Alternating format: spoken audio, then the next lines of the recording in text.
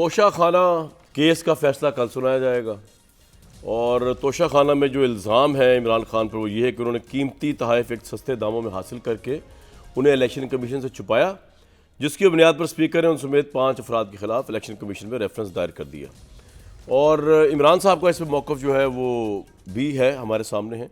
उन्होंने कहा कि इलेक्शन एक्ट में मुतल्लका सेक्शन के तहत नाअहलियत जुर्माने का सवाल ही पैदा नहीं होता, क्योंकि एक पहली बात उन्होंने कहा कि इलेक्शन कमीशन का इदारा कार नहीं है कि वो मेरी नाअहलियत को परखे। नाअहलियत या अहलियत जो है वो सुप्रीम कोर्ट फ़ैसला करेगा कि वो नाअहल हो सकते हैं कि नहीं हो सकते। उन्होंने सुप्रीम कोर्ट का एक मुकदमे का रेफरेंस भी दिया।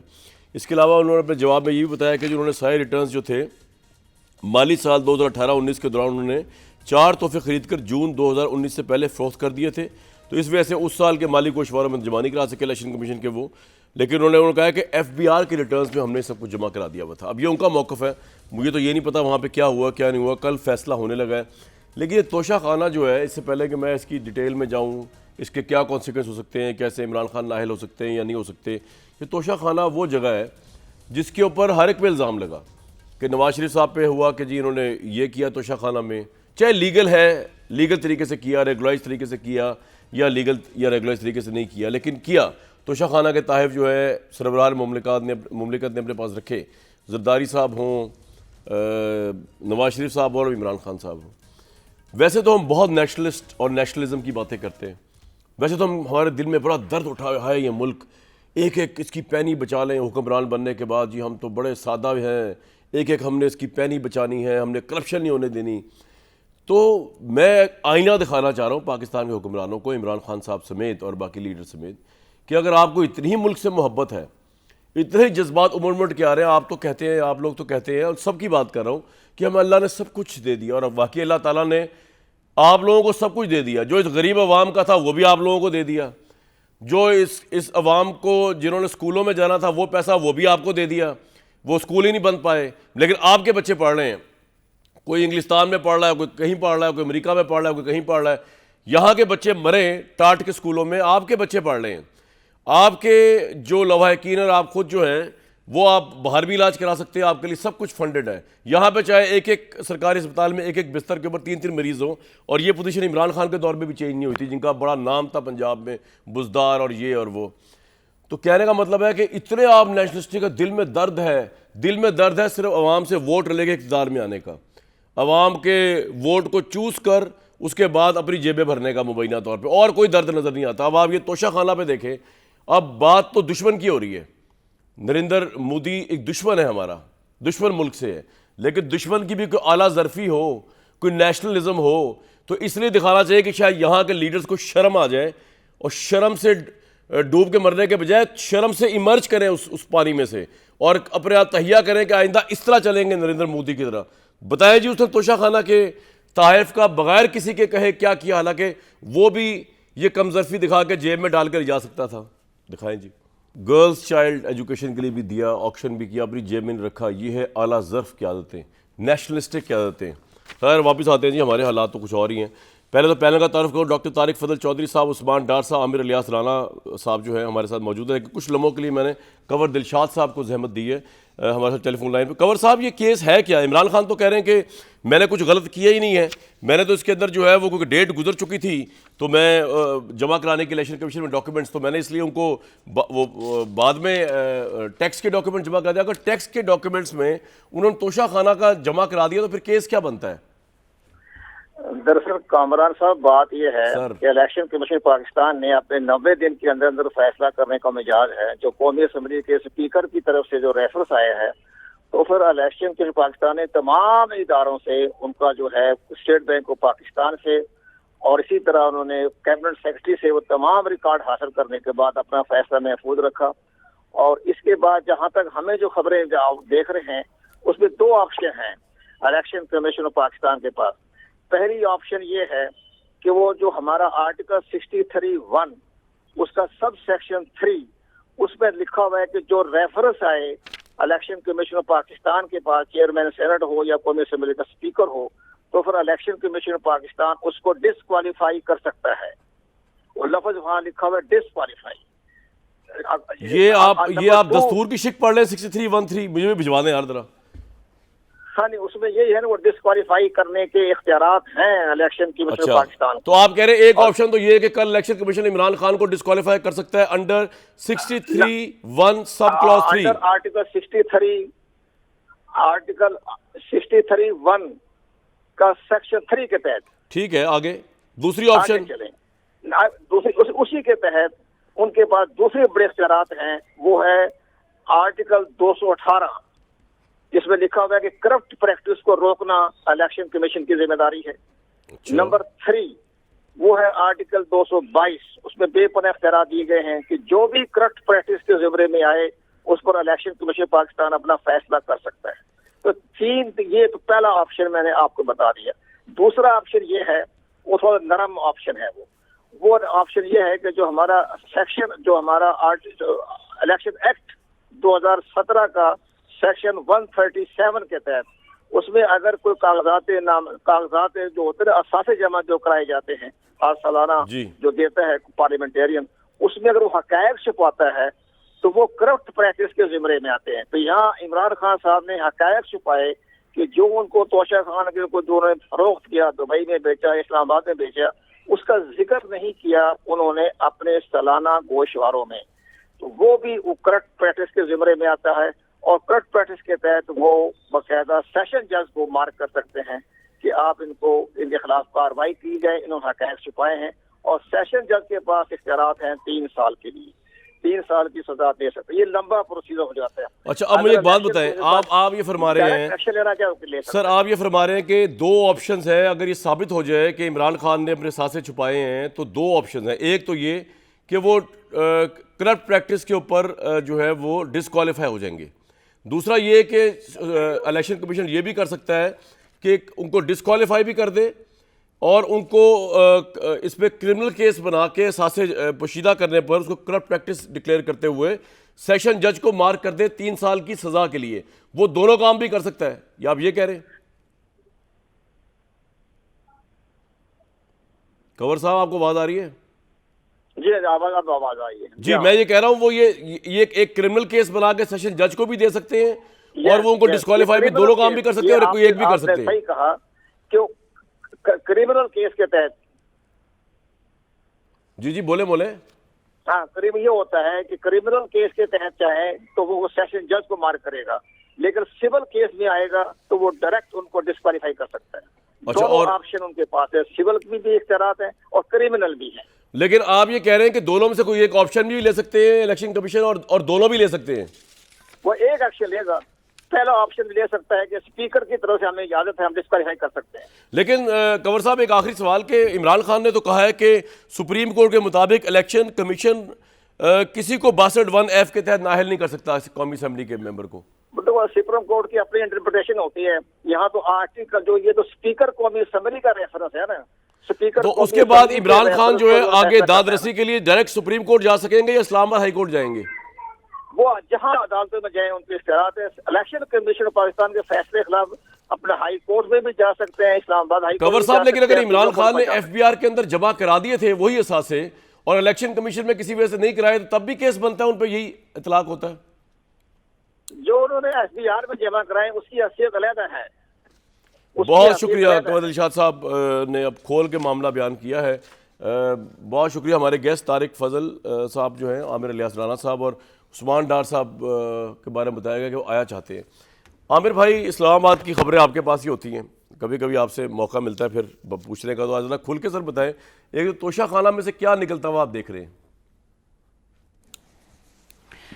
देखें जी, तोशा खाना में सबसे बड़ी बात है कि इमरान खान साहब ख़ुद को ले गए हैं पहले दिन से लेके और आज तक कि मैं इखलाकी तौर पे हिमालय की बुलंदी पे सवार हूँ और बाकी सब मेरे मुकाबले में चोर, डाकू और ख़ाइन हैं। अच्छा, इशू ये है कि वो जो कुछ भी थे, मरीम नवाज़ को कहा इन्होंने, वो मरीम नवाज़ को अगर एहतसाब अदालत से सज़ा हुई थी तो इस्लामाबाद हाई कोर्ट ने उनको बरी कर दिया, इल्ज़ाम नहीं रहा। जरदारी साहब के ख़िलाफ़ 4 बड़े केस थे जो शुरू तो नवाज शरीफ के दौर में हुए थे, लेकिन आज मेरिट पे उनको 4 केसेस से निकाल दिया गया इस्लामाबाद हाई कोर्ट ने, बावजूद इसके कि नैब ने कहा था। तो अब बात रह गई है कि इमरान खान साहब के ऊपर अगर ये बात आ जाती है जो अभी कंवर दिलशाद साहब कह रहे थे या 62(1)(f की बात आती है कि नहीं आती है, वो सुप्रीम कोर्ट के ऑब्जर्वेशंस हैं अभी, लेकिन बहरहाल फैसल वावडा साहब को 62(1)(f में इलेक्शन कमीशन ने ही उड़ाया है और उनकी सेनेट की रुकनीत ख़त्म हो गई और इलेक्शन भी हो गया और अभी सुप्रीम कोर्ट उस फैसले को सुन रही है, जहाँ पे एक ऑब्जर्वेशन आई है कि वो अदालत फ़ैसला दे सकती है। और अदालत, सुप्रीम कोर्ट ये फ़ैसला इमरान खान साहब के केस में एक दफ़ा दे चुकी है कि जब तक इनको कहीं पे डिक्लेयर नहीं किया जा सकता कि ये अमानतदार नहीं रहे तो आप उनके खिलाफ कुछ कर नहीं सकते। अब ये 2 3 4 चीज़ें, आमिर भाई आप ये कह रहे हैं कि ये इलेक्शन कमीशन पे बाइंडिंग है कि जब तक, या अगर इलेक्शन कमीशन डिक्लेयर कर दे कि वो ईमानदार नहीं रहे तो सुप्रीम कोर्ट फिर उसकी अपील सुनेगी, या सुप्रीम कोर्ट उसको कहेगी कि नहीं, इलेक्शन कमीशन का ये इख्तियार ही नहीं है? नहीं, इख्तियार तो देखिए सुनने का तो है ही इलेक्शन कमीशन का ना, उन्होंने ले लिया और इस्लामाबाद हाई कोर्ट में रुकवाने की कोशिश हुई, वो नहीं हुआ। जैसे वो पहला केस बाबर वाला भी चल रहा है, उन्होंने हाई कोर्ट ने ही भेजा था ना कि इलेक्शन कमीशन अपना फैसला कर ले। अब ये केस भी इन्होंने रुकवाने की तो की थी, अब ये रब रेफरेंस लेके आए सुप्रीम कोर्ट में स्पीकर का, तो पंजाब असम्बली के अरकान नाअहल हो जाए तो वो ठीक है। अब इनके खिलाफ भी कौमी असम्बली के स्पीकर का एक रेफरेंस आया, उसका फैसला इलेक्शन कमीशन देने जा रहा है। अच्छा, वो क्या फैसला होगा वो तो कल दोपहर 2 बजे वो सुनाएंगे। उन्होंने इस दौरान फैसले के बीच में जब महफूज किया तो स्टेट बैंक से कुछ चीज़ें मांग ली थी, मुख्तलिफ अकाउंट्स की तफसीलात। अच्छा। यहाँ पे है इतलात ना ये कि जी ये इस्लामाबाद में एक दुकान पे जो गिफ्ट बेचे गए, चूँकि वो इखलाकी हैसियत अगली है फिर कि जी आपको गिफ्ट मिले कानूनी तौर पे आपके, इसके अंदर कोई क्वेश्चन नहीं है, वो सारे वज़ीर आज़म ने लिए हैं, वज़ीर आला ने लिए हैं, आपने मोदी साहब की तकरीर सुना दी कि वो देते रहे, वो इखलाकी थी। लेकिन बद इखलाकी ये थी कि आप उन तोहफ़ों को अपने पास रखने की बजाय आपने ले लिए ना पैसे दे के, आपने उन्हें मार्केट में बेचा, जहाँ से जिसने तोहफ़ा दिया उसके पास चला गया, मोहम्मद बिन सलमान के पास, जिसको इन्होंने स्टेट सीक्रेट करार दिया। और अच्छा, ऐसा हुआ है वैसे कि मोहम्मद बिन सलमान का तोहफा इमरान खान ने बेचा मार्केट में और मोहम्मद सलमान के पास चला गया? जी, क्योंकि ये नैब में भी मौजूद है कि जिस इस्लामाबाद के घड़ी वाले को दिया था बैग में भर के पैसे आए ना। असल सवाल ये हो रहा है कि जो पैसे दिए गए कानूनी तौर पे वो इमरान खान साहब के पास थे सही, उन्होंने कहीं डिक्लेयर किए हुए थे कि मेरे पास इतने पैसे थे कि मैं पे कर रहा हूं, तोहफे परचेज किए गए। ये बातें तो बहुत पहले से आ गई थी ना कि जी घड़ियां मैंने बेची हैं, मैंने तोहफे बेचे हैं, मैंने सड़कें बनाई हैं, वो इनके ऊपर है, वो इनका दिल जो करे वो करे। असल इशू ये है कि जो खरीदने के लिए पैसे थे, पहले तो साकिब निसार साहब ने इनको सादिक अमीन करार दे दिया। आज तक जो जमाइमा ने दी थी ना चीज़ें कि जी ये मैं बैंक जो बंद था उसकी भी तहकीक नहीं हुई।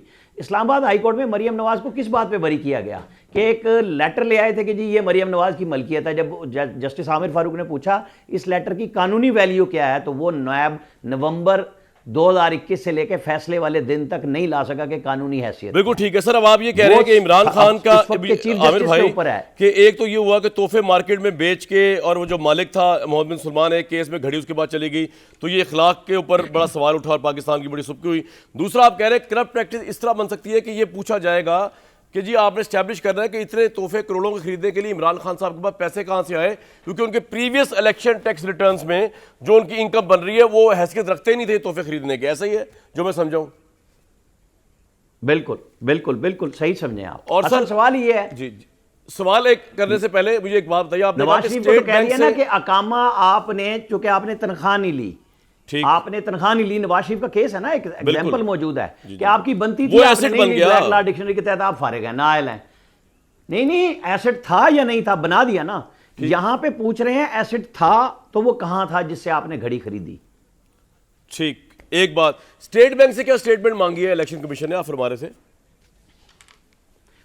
उनके चूंकि कुछ ऐसी इतलात आई थी अकाउंट्स के ऊपर ही, तो वो भी कल फैसले के अंदर आएगा। बिल्कुल ठीक है आमिर भाई, बताया जाएगा मेरे साथ ही रहिएगा। जो खत स्टेट बैंक को लिखा था। बिल्कुल ठीक है, बिल्कुल ठीक। डार भाई कितना परेशान है आप कल फैसले से?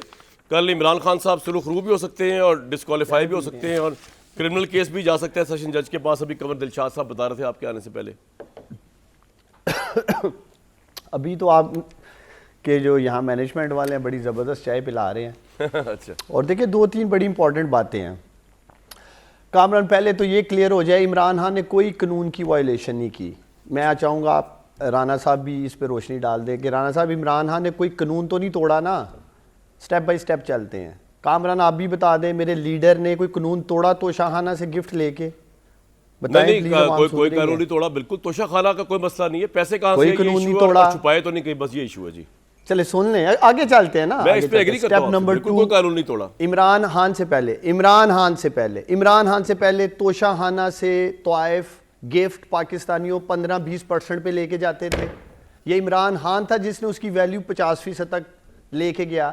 करेक्ट है कि नहीं कामरान शाह साहब? लेकिन ये गिफ्ट 20% पे लिए गए वैल्यू पे लेके गया सर कि वो नहीं लीडर? आमिर अलियास साहब कह रहे हैं ये गिफ्ट 20% पे लिए गए। 50% की वो तो देख लेंगे किस पे लिए गया। ये बाद में इमरान किया खान गया ने जो इसे 50% 50 पे लेके वो गया। अगर आप डार भाई अगर आप जब छुपाते रहे ना, जब मीडिया आपसे पूछ रहा था, जब वो एक पिटीशन आई थी इस्लामाबाद हाई कोर्ट में, वो जब पूछ रहे थे राइट टू इन्फॉर्मेशन, आप लोगों ने इतना छुपाया, वो मामला इतना हवा बन गया, पता चला पता नहीं आपने तोशा खाना में क्या कार्रवाई की है। लेकिन बहरहाल चोरी नहीं की, मैं अभी मानता हूं, लेकिन जो पैसा जिससे परचेज किया गया वो लीगल होना चाहिए। ये इलेक्शन कमीशन शायद पूछे जी, बात फरमाइए। वो कह रहे 20% पे लिए हैं इमरान ने भी।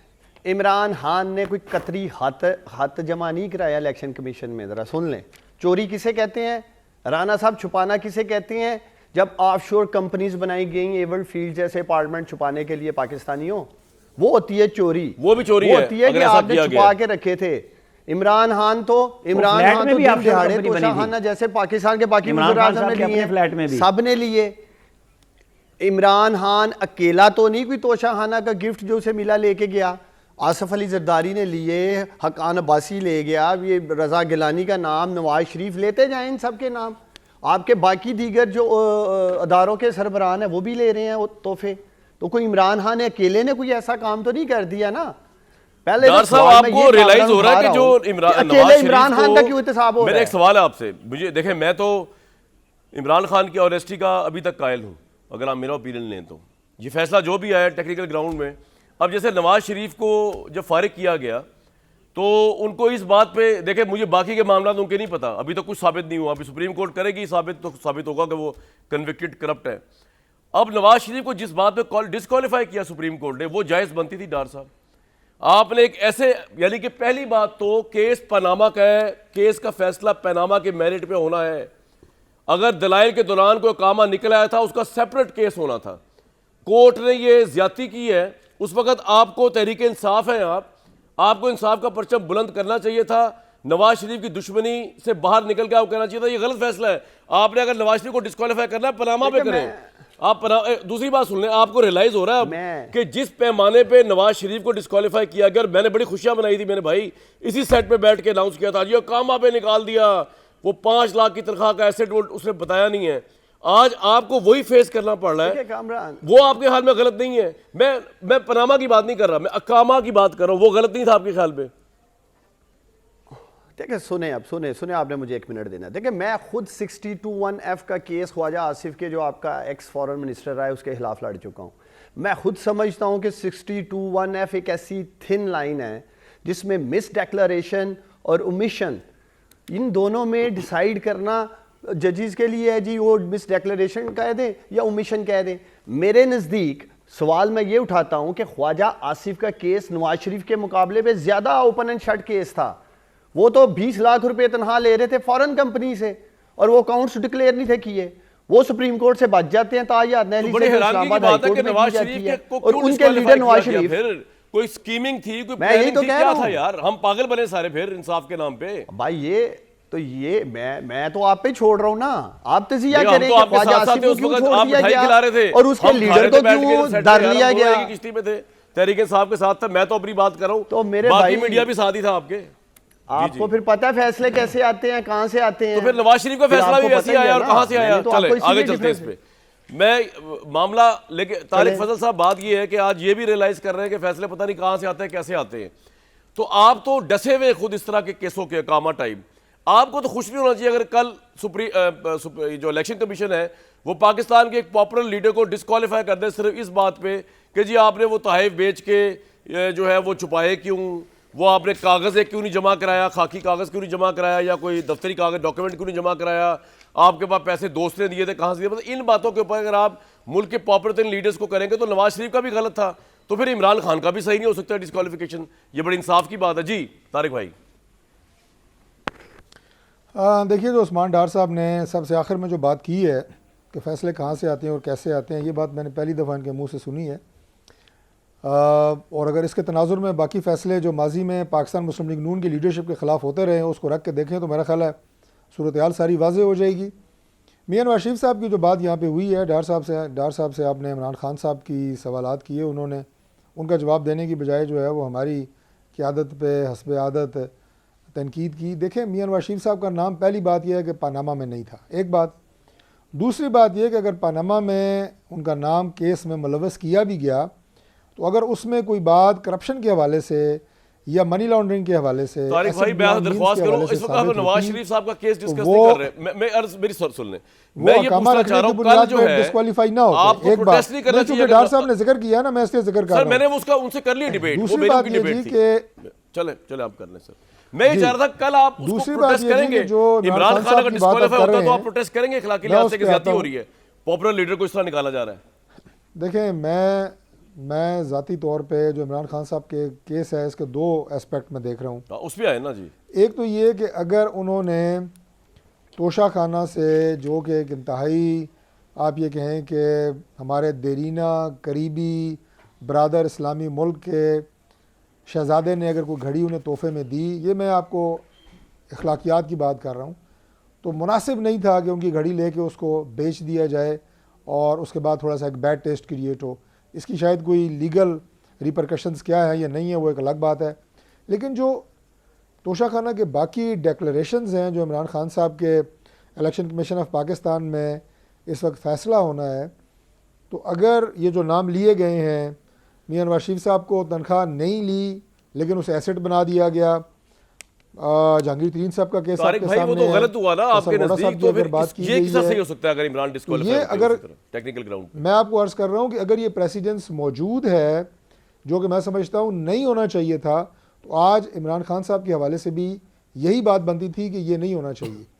लेकिन अगर ये शिक मौजूद है और जिसको अगर हम कहते हैं कि इसको हटाएं, तो ये कहते हैं जनाब ये अपने लिए बात कर रहे हैं, सादिक और अमीन ये अपने लिए कह रहे हैं। तो आज अगर आप ये कहें कि आप ख़ुद उसकी जद में आ रहे हैं, और बिल्कुल यही बात जो है ये नैब के कानून पे भी लागू होती है। अब नैब की जो वो तमाम शिकें जो मैं समझता हूँ कि ड्रैकोनियन है, 90 दिन का रिमांड है और उसमें एक शख्स के ख़िलाफ़ अभी इंक्वायरी शुरू नहीं हुई तो चेयरमैन नैब ऑर्डर देते हैं कि उसको गिरफ़्तार कर लिया जाए, दूसरे शख्स पे रेफरेंस दायर हो जाता है, उसको चेयरमैन नैब गिरफ़्तार करने के ऑर्डर नहीं देते।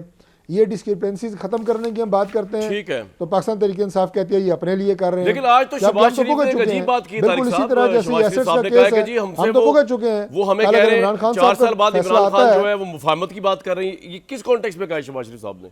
मुझे समझ नहीं आई बात। देखिए, इमरान खान साहब ने बात की है कि मैं बैकडोर चैनल से को गुफ्तगू जारी रखे हुए हूँ। अब इसका इशारा उन्होंने किस तरफ किया है? नहीं, शहबाज शरीफ ने कहा है आज कहा शहबाज शरीफ साहब ने कि 4 साल बाद इमरान खान साहब का नाम लिए बगैर कि हमारी तरफ मुसाइलत का हाथ बढ़ा रहे हैं, तो हमने कहा अब क्या फ़ायदा। तो ये आपकी नोटिस में है, कोई इमरान साहब की तरफ से कोई बात हुई है बैकडोर शहबाज शरीफ साहब के साथ?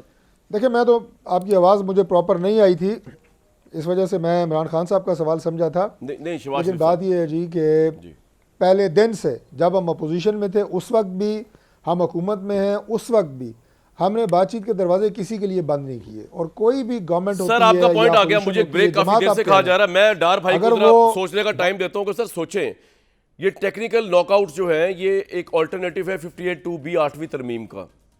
कल नवाज शरीफ पे लगी है, आज आप पे भी लग सकती है। आपको मानना पड़ेगा, मैं पनामा की बात नहीं कर रहा कि अकामा गलत था, ताकि आप ये कह सकें कि आज इमरान खान के साथ भी गलत हो रहा है, और फिर बैठ के आपको सोचना चाहिए कि इसको किस तरह टेक्निकल नॉकआउट से पॉपुलर लीडरशिप को बाहर ना निकाला जाए। एक बात, दूसरी वापसी पे आगे जरा जो लॉन्ग मार्च और जैसा रेड जोन की तरफ इमरान खान का मार्च है, तो हमें इस्लामाबाद के बाखबर सहाफ़िया आमिर साहब वो बताएंगे कि पोजीशन क्या पहुंची है, लॉन्ग मार्च होने भी जा रहा है कि नहीं होने जा रहा, और अगर होगा तो कितना खूंखार हो सकता है और उसका नतीजा क्या हो सकता है। इन तमाम मुद्दों पर बात करते हैं एक ब्रेक के बाद।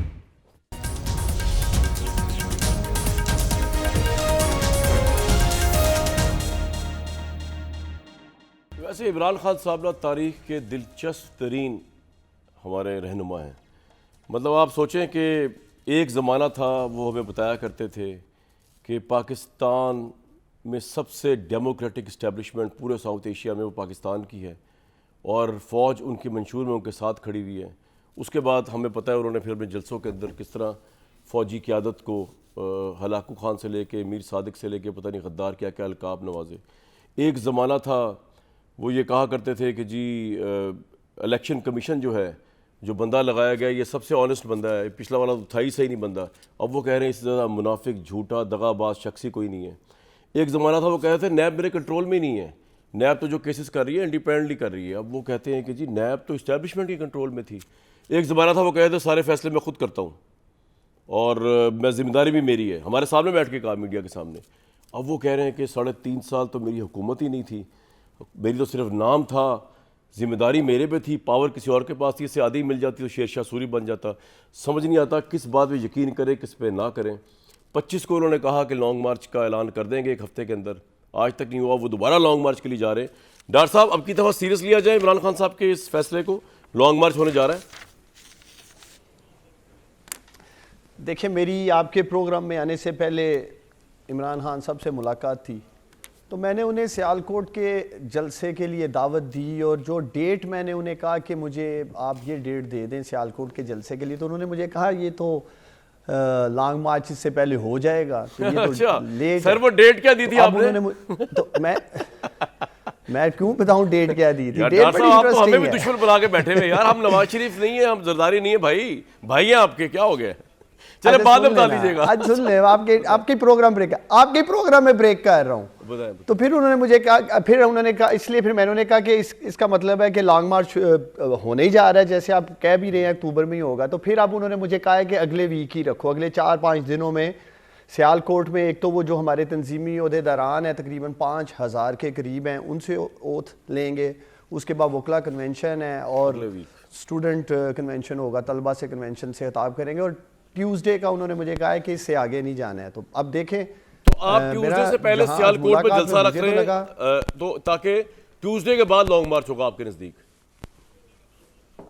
तो 25 अक्टूबर ही है ट्यूसडे को, तो आप अभी 25 के हवाले से बात कर रहे थे। तो इसलिए मैं कह रहा हूं कि कोई गलत फहमी में ना रहे, लॉन्ग मार्च होने जा रहा है।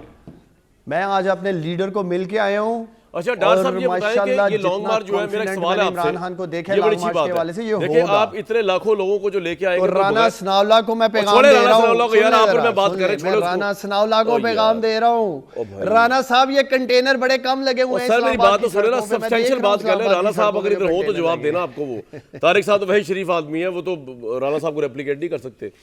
मुझे सिर्फ ये बताएं डॉक्टर साहब, सवाल ये है कि ये आप इतने लाखों का मजमा इंस्पेक्टेड आप लेके जाएंगे तो बगैर प्लानिंग के तो नहीं हो सकता। अभी तो इमरान खान ने डेट तक अपने करीबी लोगों को नहीं बताई, आप जैसों को। तो अब स्ट्रेटजी तो बताएंगे ना, तो हमें थोड़ा सिर्फ ये बता दें कि इस्लामाबाद में दफ़ा 144 लगी हुई है, वहाँ पे 5000 लोग जमा नहीं हो सकते। रेड जोन के अंदर सुप्रीम कोर्ट के डिसीजन के हिसाब से आप जा ही नहीं सकते। तो ये क्या है, सड़कें हर जगह ब्लॉक करनी जहाँ आपकी भी हुकूमतें हैं, या आपने रेड जोन में आने की कोशिश करके तौहीन अदालत करना चाह रहे हैं, क्या करेंगे सर? देखो, एक तो मैंने आपको कहा है कि जो डेट मैंने अपने लीडर इमरान खान को सियालकोट जलसे के लिए कही, वो उन्होंने कहा वो लेट है। हाँ, उससे पहले लॉन्ग मार्च मुझे पता है, मतलब मुझे पता है लॉन्ग मार्च कब होने लगा है। आपको पता चले, ठीक है। दूसरा देखें कामरान, जब 10 लाख लोग 10 लाख लोग जब दफा 144 की वायलेशन करेंगे तो 10 लाख लोग को क्या ये मारगला की पहाड़ियों में ले जाके बंद करेंगे? आप ये कह रहे हैं कि आप कानून की खिलाफवर्जी करवाएंगे, आप कानून की खिलाफवर्जी की बात कर रहे हैं डार भाई। 10 लाख लोग, मेरी बात सुने, कानून की खिलाफवर्जी तो ये लोग आए रोज खुद ही करते हैं। नहीं, मेरा सवाल आपसे, कानून की खिलाफवर्जी ख्वाह 10 लाख लोग करें या 5 लोग करें, कानून है, चाहे तहरीक इंसाफ तोड़े या नून लीग तोड़े, वो फिर कानून अपना रास्ता लेगा। मैं आपको बता रहा हूं, आप उन लोगों को मरवाएंगे लाठियों से, शेलिंग से, गोलियों से। आप यही कह रहे हैं कि वहां दफा 144 है, पुलिस रेंजर्स फौज खड़ी हुई है। आप कह रहे हैं 10 लाख जाएंगे। भाई कानून के आगे 10 लाख भी जीरो है, कानून सबसे सुपीरियर है। तो आप तो डार भाई ये बता रहे हैं इमरान खान से मुलाकात के बाद कि 10 लाख लोग अगर होंगे तो हम कानून तोड़ सकते हैं। ये तो कोई बात ना होगी, ये तो वही बात होगी कि ताकतवर के आगे कानून हेच है और कमजोर जो है वो बेचारा कह रहे दफा 144 में जा ही नहीं सकता अंदर। ये क्या बात हुई सर? देखिए 25 मई वो स्याह दिन है पाकिस्तान तरीके इंसाफ के लिए कि राना साहब बड़े तिलमिला रहे थे, बड़ी उछल कूद कर रहे थे। पंजाब में हुकूमत थी, बुरहान इंटरचेंज पे अटक पे मैं खुद वहां अपने लीडर के बड़ी ज्यादती आपके साथ हुई, लेकिन मैं कह रहा हूं कि आप, अच्छा मेरी बात सुने ना, अब समझाए, आप अंदर जाके धरना देंगे, उधर धरना देंगे या भरते ही जाएंगे बस प्राइम मिनिस्टर हाउस तक? देखिए ये फैसला कामरान ये लाखों पाकिस्तानी करेंगे इस्लामाबाद की सड़कों पे जब होंगे। फैसला लाखों इमरान खान ने पाकिस्तानी कैसे सिर्फ कर लॉन्ग सकते हैं मार्च सर? की ये तो तारीख chaos का होगा करना फिर। है। ये तो chaos उसके होगा। बाद फिर ये आएंगे, फिर जब ये देखिए फिर जब ये आएंगे तो फिर इन्हें पता होना चाहिए ना हुकूमत को, जब ये 10 लाख आएंगे किस तरफ जाएंगे, क्या मेरे साथ ही करेंगे, ये रहिएगा आप फैसले जरा तो फिर यही एक मिनट करेंगे में ना। ये तो मुझे आमिर पूछिएगा साहब, आप मुझसे। इतने बड़े सहाफी हैं, आपको यही नहीं मेरे भाई और मुझे भी पता नहीं चल सका कि इमरान खान जो है वो उनकी डेट क्या है लॉन्ग मार्च की। और आपके ख्याल में जो डार साहब बात कर रहे हैं कि 10 लाख लोग होंगे, दफा 44 कानून कहाँ सब तय तय हो जाएगा, आपको लग रहा है यही स्ट्रेटजी है या सिर्फ धमका रहे हैं, ये भी डरा रहे हैं लोगों को? डार साहब आमिर हाँ, भाई। पता नहीं धमका रहे हैं कि डरा रहे हैं। इशू ये है कि 25 को कह रहे हैं ना, मंगल को तक उन्होंने कहा है कर लो जो करना है सियालकोट में। ज़ाहिर है उमर डार साहब का एक सूबाई हल्का, मैंने पहले भी एक जगह पे इनसे कहा था कि अकरबा परवरी और दोस्त परवरी में ये भी आगे जा रहे हैं, एक और हल्के में जा रहे हैं, भाई भाई लड़ रहे हैं। पहले पीटीआई का था कि नहीं हम भाइयों को नहीं लेके जाएंगे, तो ये बोल दें कि कहाँ पे लेके जा रहे हैं उन्हें। अच्छा, दूसरी बात ये है कि 25 मई को केपी में कौन सा राना सनाउल्ला था, सवाबी इंटरचेंज पे कितने लाख लोग इमरान खान साहब के मुंतज़िर थे, हरीपुर में कितने लाख लोग इमरान खान साहब के मुंतज़िर थे, सवाती साहब और मुराद लेकिन सईद आमिर कितने भाई कितने पॉइंट लाख ये है लोग कि लेके अगर वहाँ आए थे ये और अब की पंजाब दफा ज्यादा सीरियस और ज्यादा तैयारी और एक हल्फनामों के मिनट साथ एक आ रहे हैं। मिनट जी जी एक मिनट एक सिर्फ एक मिनट बताएं बताएं। इन्होंने फी एमएनए 6000 टारगेट दिया है। अगर ज़्यादा से ज़्यादा 300 लोगों को 1,80,000 का, जो ये सारे पैसे भी इकट्ठे कर रहे हैं सब, जो इंडस्ट्रियलिस्ट मेरे भाई उस्मान डार की तरह सारे तो नहीं हैं, वो बेचारे तो हल्कों में भी रुकवाने के लिए इलेक्शन आ गए थे कि फंस गए हम 6 महीने बाद फिर लड़ेंगे। ये उनका काम है, लीडरशिप का काम है एहतजाज करे, हुकूमत को अपनी मर्जी के मुताबिक काबू करने के लिए ये काम करें, इसमें कोई शक नहीं है, करें।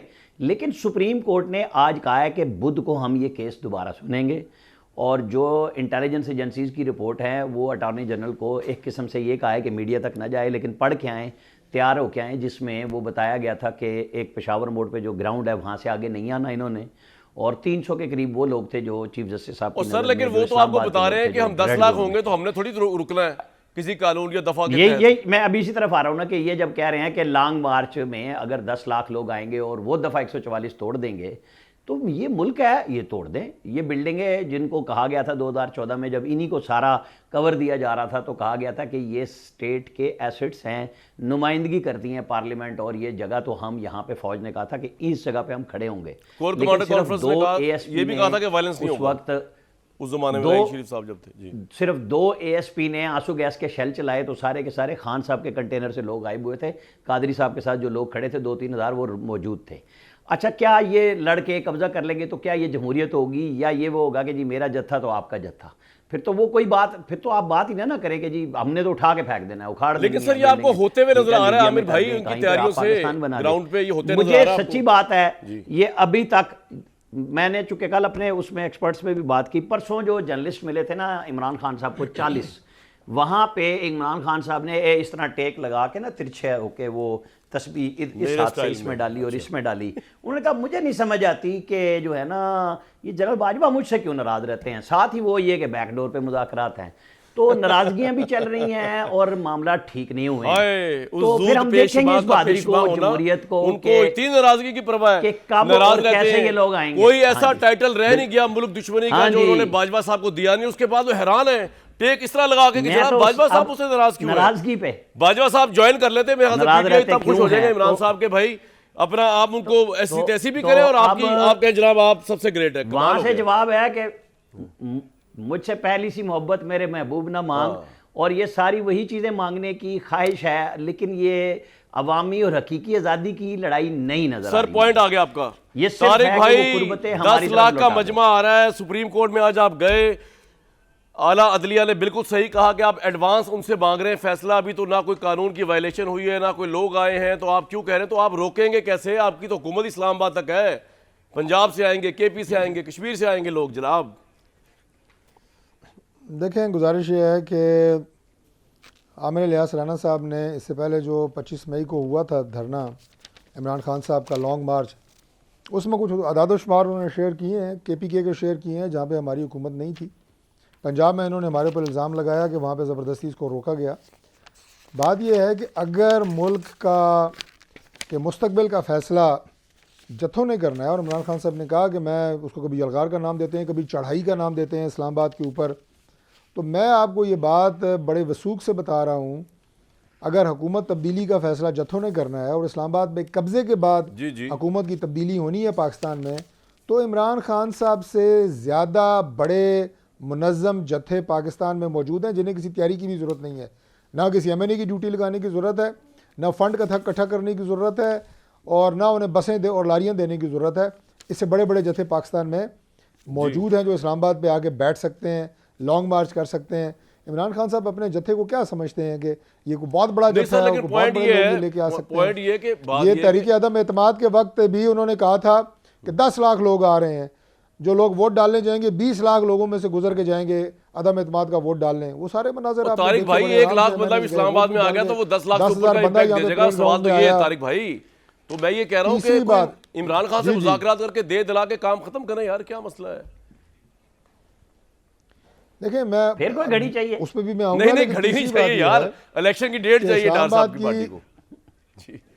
इस्लामाबाद की जो आबादी है, इस्लामाबाद के जो रिहायशी हैं, जो यहाँ के कारोबारी हैं, जो यहाँ के स्टूडेंट्स हैं, जो यहाँ के सरकारी मुलाजमीन हैं, हर शहरी के हुकूक का तहफ़्फ़ुज़ ये गवर्नमेंट की जिम्मेदारी है। और यार ये तो हो गई बातें, मेरी बात सुने तारिक भाई, ये हो गई सरकारी ज़बान। ये जो आप बोल रहे हैं ना, ये पीटीवी न्यूज़ में इस तरह के टिकर चलते हैं और बड़ा अफसोस है मुझे कि इनकी तरह आपने भी अभी तक पीटीवी न्यूज़ को आज़ाद नहीं किया इन्फॉर्मेशन मिनिस्ट्री से।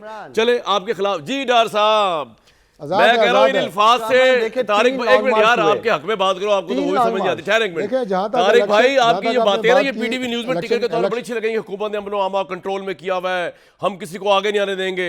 डार मेरा भाई जो है सबसे पहले पीटीवी न्यूज़ पे चढ़ाई करेगा कि पहले इमरान खान के कुलाबे पढ़ते थे, अब शहबाज शरीफ के पढ़े। क्यों डार साहब?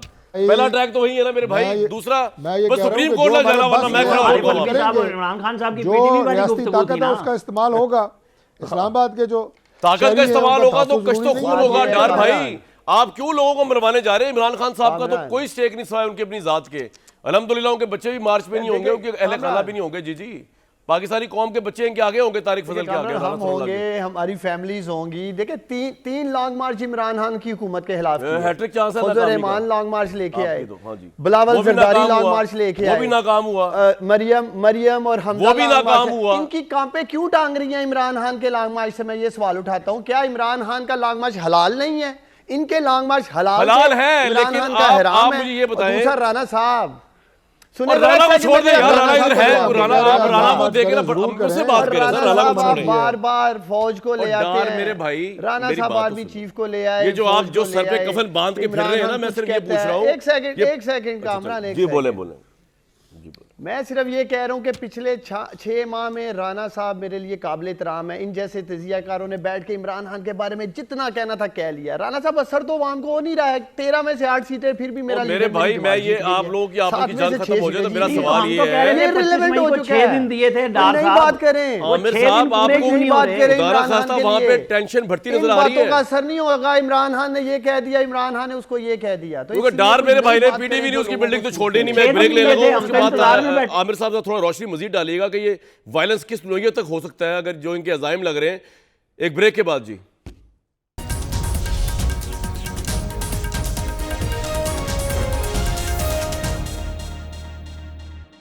कल तोशाखाना केस का फैसला और कल जुमा है, बस इतना ही कहूंगा।